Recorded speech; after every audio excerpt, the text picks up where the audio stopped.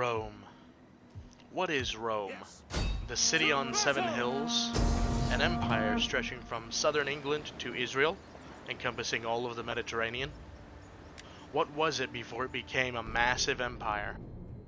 In this episode of the Story of the Ancients, we will discuss this. Rome began as a settlement in what was called Latium. To its north was the Tuscany, or the Etruscans, a mighty neighbor, and a mysterious group of people whose history and language has yet to be deciphered. To the south were Greek colonies, and a lot of them. And right in the middle of all this was the city of Rome. Rome was an open city, a place for vagabonds and outcasts and criminals to go to.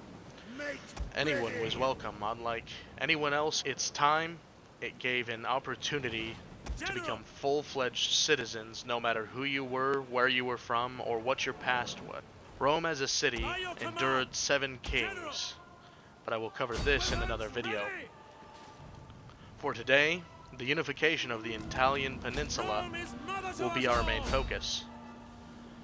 Now we will dive into the rise of Rome. Rather than discuss the battles and campaigns that brought them together, I'd rather discuss the culture of Italy itself, from the Alps in the north to the Apennine Mountains in the proverbial spine of Italy to the sole of the boot. There is so much about pre-Roman Italy that is never taken into account.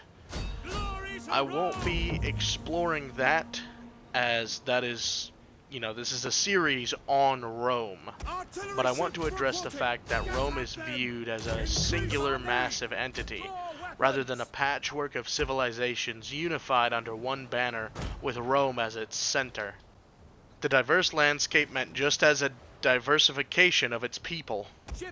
This land had to do a lot with the birth of not only its cities, but the cultural and military activities which they would produce. Near the Alps, we had the Ligurians, the Celts, and the Venti. In the northern Apennine Mountains was Latium and the Etruscans. The islands to the west had Carthaginians, and in the south, on the heel of the boot, were the Apuli and the Greeks west of them. And the early years of the 6th and 7th centuries BCE, raiding by war bands and clan-on-clan warfare was common. However, it wasn't anything major, just claims of land or raiding for resources. It wasn't until later that we would see the intensity pick up to the point where towns began to fall under another's rule. Dionysius of Halicarnassus would record these, the first towns to fall to Rome. Dionysius tells us that the town of Canina, on the Anio River just a few kilometers away, Romulus killed their king in battle and celebrated the Roman triumph. The town forfeited 1/3 of its land and was forced to accept a colony of Roman settlers. Through time, Canina would be fully absorbed into Rome. And next to fall was Antemnae, the smaller of these new cities, and all of these cities would be granted all the luxuries which Rome had to offer, and hence would quickly adopt Roman culture. This became the backbone of what would become something much greater. Throughout several decades, Rome toppled its immediate neighbors, Telene to the south and Fidenae to the north. As it grew, so did the amount of people under Roman citizenship, and thus military, land, and power. Eventually, Rome conquered Ostia, a city on the coast of Italy, the western coast, and all the way up to Nomentum in the north. Before 509 BC, the expulsion of the Etruscan kings, Rome had controlled some 30 communities, and some estimate around 35,000 people and 800 square kilometers of land. It is important to note that as I talk about this, the expansion of Rome, it seems to be explosive. However, that was not the case. The unification of these provinces, or this area of land that they conquered, took place over decades. And over several hundred years, there were additional riots, revolts, and setbacks. It is also important to note that there were many other groups in the area, as the aforementioned that equaled or exceeded outright the capabilities of Rome. In the eastern areas were the Sabini and Eque, and to the south, the Volsci and the powerful Northern Etruscan League, as we have mentioned. The Latins, to the south, formed a mutual defense early on. This was all centered around the city of Alba Longa, which we talked about in another episode. But as time went on and Rome expanded, it too was absorbed into the Roman orbit. In the 490s, the villages would revolt against Rome, and at Lake Regillus, Rome won a decisive victory. The treaty which followed gave way to the fall of the Latin League and would ensure the new conquered territory would join in the mutual defense, and joint colonies would be established, and that new ones would be established in new captured territory beyond this moment. This was a huge turning point, and this treaty ultimately laid the foundation for Roman cultures. That when you were conquered or when you were brought into the Roman orbit, your culture was not destroyed and Roman culture forced on you, but rather your culture was absorbed into Roman culture, therefore bringing it to this big melting pot of different greater or lesser cultures where everyone was equal, where everyone had a say and everyone had rights. In the 5th century, Rome began thundering south and east, grinding away the defense of their neighbors through endless warfare.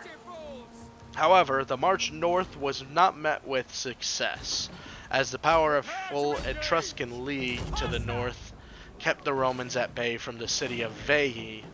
However, in the 4th century, the Romans were on the uptake, and the Etruscan kings in the north were losing wealth hand over fist. And in 396 BCE, the Romans finally took over the citadel of Veii after almost a decade of warfare. Thus begun an uncontrollable spiral for the Etruscans which they would never recover. At this time, the Romans were the dominant power in central Italy. However, in 390 BCE, a massive army of Celts and an estimated 30,000-man force rode free across northern Italy, pillaging, killing, and raping, led by King Bernius.